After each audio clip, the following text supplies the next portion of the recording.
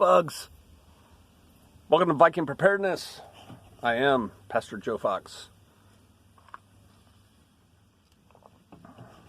Wawasan Duapulo Duapulo. Vision 2020. That's what that means. It was an initiative called Wawasan Duapulo Duapulo in Malaysia back in the 90s by Prime Minister Mahathir. And it was supposedly a big program and a big idea to have Malaysia become a fully emerged and developed nation country by the year 2020. And then I saw something not that long ago, and it may have been that evil witch Hillary saying something about 2020. And you see it here and thereabouts, people pick that year. Now, I'm sure a big part of the reason that people pick 2020 is because it rolls easily off the tongue, kind of thing. There we go. That's better, right? It's easy to, it's better than 2019 or 2021. So I get that. But y'all have any feelings about 2020? Yeah, we have an election that year. The president who wins the election, the person who wins the election, their term starts January 21. So if it's Trump, no problem, just continues on. But if it's a new president, then it's a new president. I've seen talk, because people always get breathless on the internet, there's going to be a civil war. Oh, wait till this election cycle. Maybe not. I don't know. What are your feelings on 2020? I mean, it's right around the corner. I mean, it really is right around the corner. I know it's like, mid-September now, early September. But what are you thinking about 2020? Because I see people saying, I got a bad feeling about next year, but I've seen those same people say that every year. You know what I mean? I'll tell you, I don't have anything. I don't feel like 2020 is the year or anything like that. Believe me, if the Father gives me a date and tells me to tell y'all, I will. If He gives me a date and doesn't tell me not to tell y'all, I'll tell you. And I would expect you to do the same, right? But, yeah. I'm just looking at 2020 as another year for me to just continue to improve, continue making forward progress, continue making this place better and better and better. I'm just wondering, what's your doom or spidey sense telling you about 2020? I got nothing other than what I read, but I'm not giving that a whole lot of credence. So oh, and I'm doing something on YouTube. I'm going to try and put an old video up every day for a week, just so people can kind of see what we do here, with the hope that more of them will come over here and join us. But old stuff. But I did put up an old video where I guess I talked about this, let's all go raid Area 51. And then yesterday I was doing some reading on it. And I thought I might do a video, if I can energize myself, for how to prepare for the raid on Area 51. I have to learn what they're really calling it. I can't remember what they're calling it. But the thing is, somebody as a joke on Facebook put out, let's all go there. They can't stop us all. And we'll see what's really going on. And that just took off. And 2 million people said, I'm in, man. Now, of course, 2 million people are not going to show up. But if 2 million people said they're in, how many people are going to show up? And the county that it's in, and the place where he said, let's link up here, I think it was at the Alien Museum or something that's out there, something like that, is 50 miles from the nearest gas station. It's 100 miles to the nearest hospital. It's desert, right? Desert. There are no amenities out there. There's one ma and pa burger joint store out there. There's only what'd they say, 6,000 people in the entire county? And 2 million people said they're coming? I think there's a lot to be learned there. The county's people aren't real happy, I guess, because they know it's just going to be chaos. All these weirdos are going to show up and trash the place and whatever. The state of Nevada and the locals and everything, they're mobilizing like a lot of law enforcement for this event. Like the state police are coming, other surrounding counties are sending deputies to, augment the security. I would love to see the contingency plans that the government's got. They've already got their spies out, guaranteed. Definitely on social media. Probably if there are, I'm not even on Facebook, but if there are actual groups, like let's just say it was the Ozarks MUFON Society or something, and if we were getting together and talking about having a caravan to go out there would be somebody keeping tabs on us, right? So I'm sure that what they're trying to do right now is get a feel for how many people are actually going to show up. There's no way in heck anybody's getting on Area 51. That just ain't going to happen. We can ratchet up the response level, we the government, as high as we need to. But man, if I was a local, I know what I would do. I would buy a boatload of bottled water and probably 2 days beforehand a truckload of ice in coolers. And I'd set up a grill, a couple grills. If I could borrow or rent a food truck, I'd do that. And I'd kill it money-wise. And I'd be selling these people water and pop and, hamburgers and hot dogs. Wear a funny hat while you're doing it, so people think you're cool. And I'd just make money off these fools because there's nothing out there. There's just nothing out there. That's what I would do. I'd make money on it. I think you could make a lot of money out there. But the video I'm thinking about doing, and I'll probably put it on YouTube because it's a little bit too flippant for us, is, your Storm Area 51 must have supplies. But bottom line, if one was going to go, and honestly, I think if I lived within 6 hours of the place, I'd probably go just to watch the people. I wouldn't go up to the gates of Area 51. I'd just go watch the circus and probably try to make some money. Sell stuff out of the back of my car,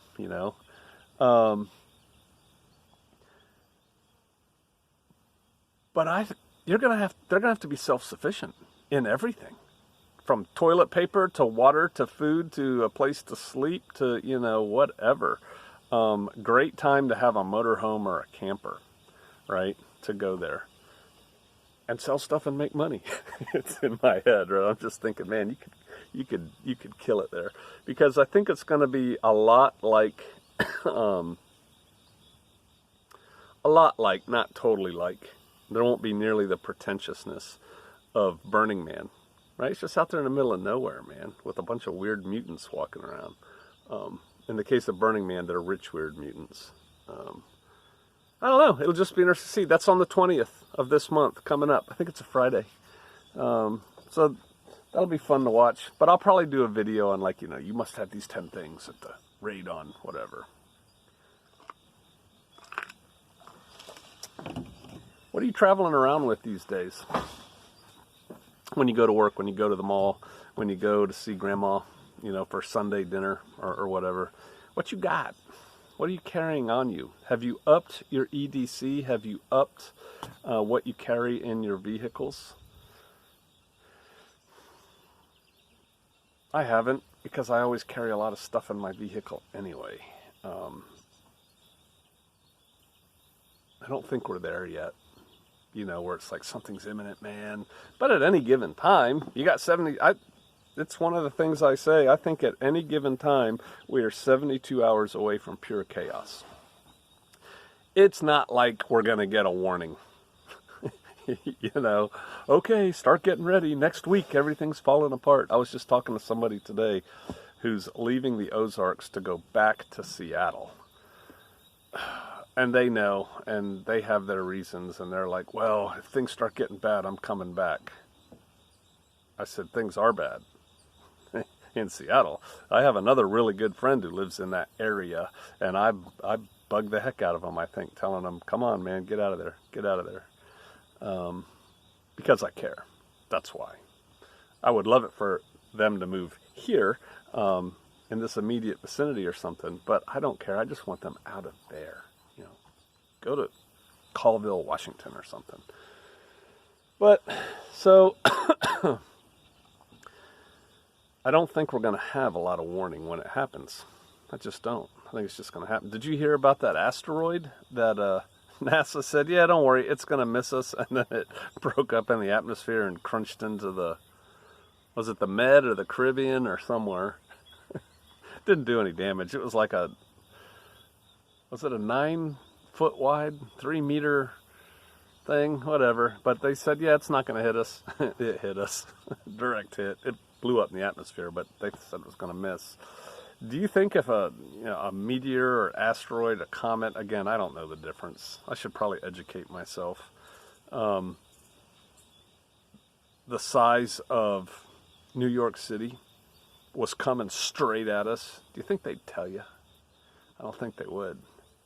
I think it would just happen. I was talking to another person yesterday or the day before about, and if you don't know about this, you should do a little bit of research just so you know I don't need to go get a tinfoil hat on. Do you know about the Canary Islands and the tsunami? Oh yeah, look that up. Just Google Canary Islands tsunami.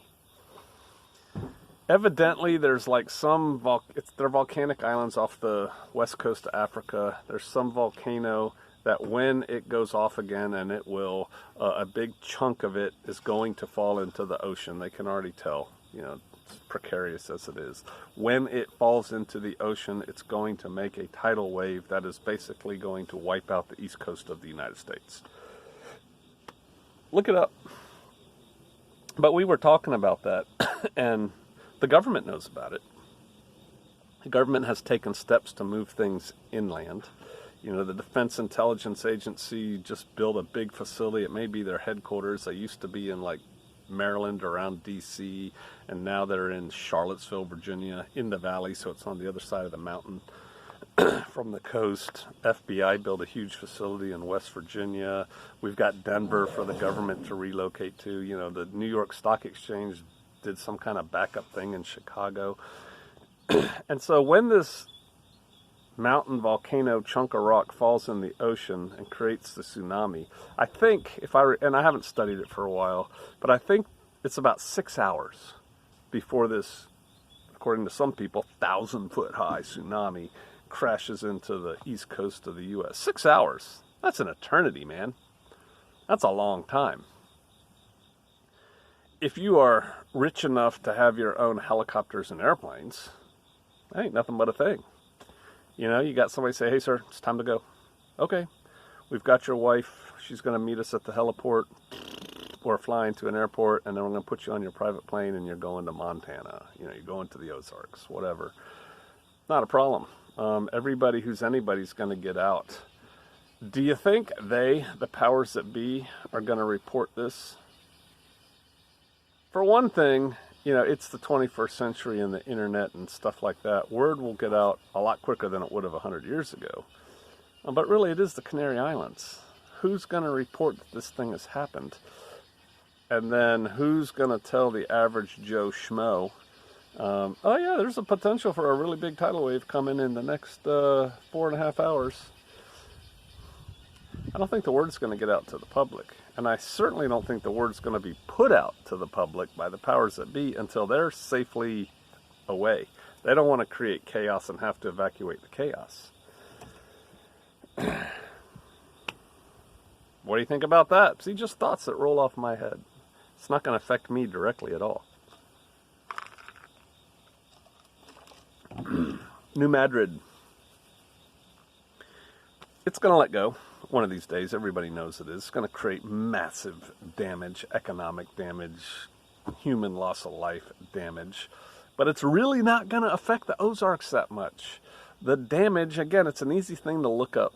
the New Madrid seismic zone. Looks like a Casper the Ghost kind of shape. It goes basically north and east for the most part from the boot heel of Missouri. That's where the damage is going mostly. Up and down the Mississippi River. Yeah, it's going to be terrible. I talked to a guy who, this was years ago, who was high up in the Tennessee National Guard working with FEMA. And their estimation was that every bridge south of St. Louis would be broken during a New Madrid fault. And, you know, they knew how many there were. And not only that, but underneath those bridges, attached to those bridges, are fuel pipelines and fiber optic things. And they were all going to be broken. Which then puts the East Coast into kind of a pickle. And it cuts off communication at a critical time, and yada, yada, yada. But really, it's not really going to affect us in the Ozarks directly that much. I've looked at where I actually live, and they don't even think structures are going to be damaged here. So, I'm going to lean back a little bit. So, not a problem for us, but man, that could go. I have a friend who asked me one time, have you ever had a vision? And I said, no. And he's, you know, a believer. And he told me about the only vision he's ever had, I believe is how he phrased it. And he goes, man, it was just different. It wasn't a dream. It was a vision.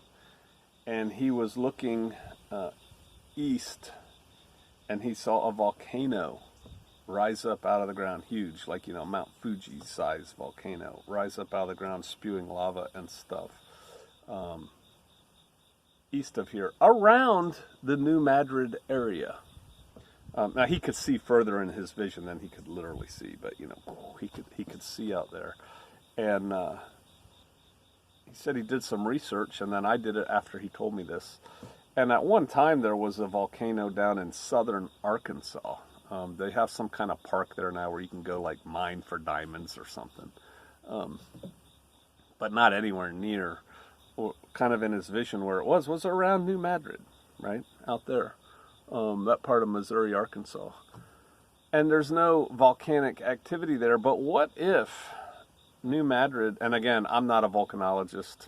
I'm not a geologist. I don't know. I'm just thinking, could the earthquake be so bad? Could the plates come apart or go together, whatever they're doing? I don't know if they're pushing or pulling or what. Could the rift be so bad that it went down and opened up a hole to the magma that would then start coming out, making a volcano? I don't know. Saw an article on Drudge a couple days ago. I didn't open it, about how a Yellowstone geyser is going higher and higher and higher than it's ever done before, something like that. Yellowstone caldera, that's something. And again, you know, there's these people, it's like Aesop's spoiled grapes. I think they take glee, and not here, on YouTube. I think they take glee and say, well, New Madrid is going to kill you all in the Ozarks. I mean, I think that's kind of what they're thinking. Well, it's not. And I see the same thing about Yellowstone caldera. Well, when that goes off, we're all toast anyway. No, not necessarily. I've done research on that, too. When I lived up in Kansas, that's when we had our 15-minute evac plan, because I can't remember the timings, but in pretty short order, there was going to be 6 inches of volcanic ash, dust, concrete on top of everything. And I wanted to beat the rush and get out of there. But down here where we live in the Ozarks, I don't think it's going to be that big of a deal initially, you know, directly. Of course, it's going to have far-ranging consequences if and when that goes. And we got the Cascadia subduction zone. I haven't studied that a whole lot, except I know that there's a lot of volcanoes up around Washington and Oregon.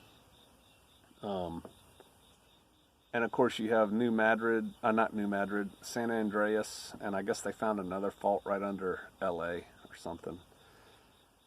There shall be earthquakes in diverse places. There's going to be mountains falling, and fire. And pick where you live carefully. Think about that. The Ozarks is awesome for all those things. All right. Nothing of major import. Don't want to bore you guys. But these are the things I'm thinking about this morning. All right. I'll see you out there.